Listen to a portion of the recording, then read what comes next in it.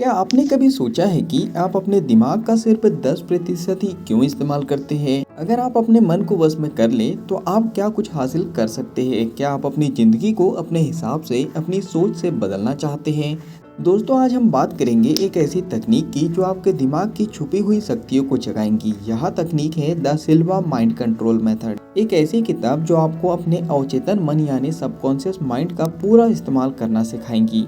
Number 1, Joseph सिल्वा ने यह method 1960 के दशक में विकसित किया। उनका मानना था कि हम अपने दिमाग की वास्तविक शक्तियों को नहीं समझ पाते।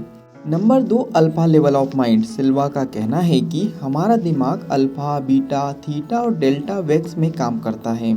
अल्फा लेवल वह स्टेज है जब हम रिलैक्स होते हैं, जैसे मेडिटेशन करते समय या दिन में सपने देखते समय। इस लेवल पर हम अपने अवचेतन मन से जुड़ते हैं। Number 3, beta level. यह वह स्टेज है जब हम पूरी तरह से जागरूक और एक्टिव होते हैं। यहाँ हमारा ध्यान बाहरी दुनिया पर रहता है। लेकिन सिल्वा का मानना है कि अगर हम अल्फा लेवल पर अपनी चेतना को ले जाएं, तो हम अपनी इच्छाओं और लक्ष्यों को आसानी से पा सकते हैं।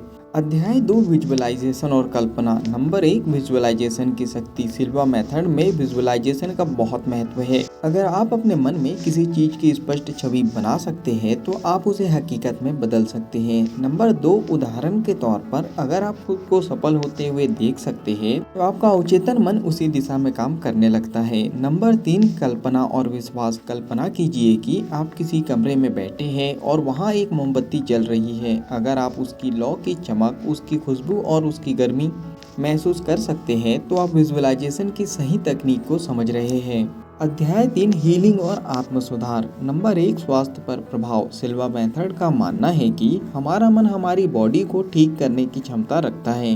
नंबर 2, मानसिक हीलिंग के लिए खुद को एक सफेद रोशनी में घिरा हुआ देखें जो आपके शरीर के हर हिस्से को ठीक कर रही है। नंबर 3, आत्म सुधार। अपने पुराने नकारात्मक विश्वासों को बदलने के लिए अपने मन में एक नई सकारात्मक छवि बनाएं। जैसे अगर आपको लगता है कि आप असफल हैं तो अल्फा स्टेज में खुद को सफल और आत्मविश्वासी व्यक्ति के रूप में देखें। अध्याय 4, समस्या समाधान और निर्णय लेने की शक्ति। नंबर 1, 3 उंगलियों की तकनीक। अपनी 3 उंगलियों को मिलाकर यह सोचे कि आप किसी समस्या का समाधान निकाल रहे हैं।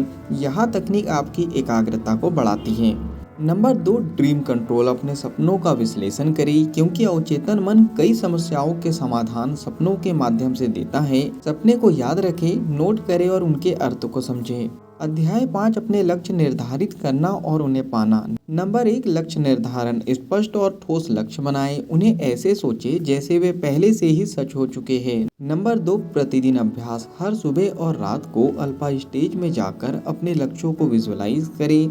अपने आप से कहें, यह मुमकिन है, यह हो रहा है। नंबर 3, ध्यान और नियमितता। 21 दिनों तक लगातार यह अभ्यास करें। आपका अवचेतन मन इसे सत्य मानने लगेगा।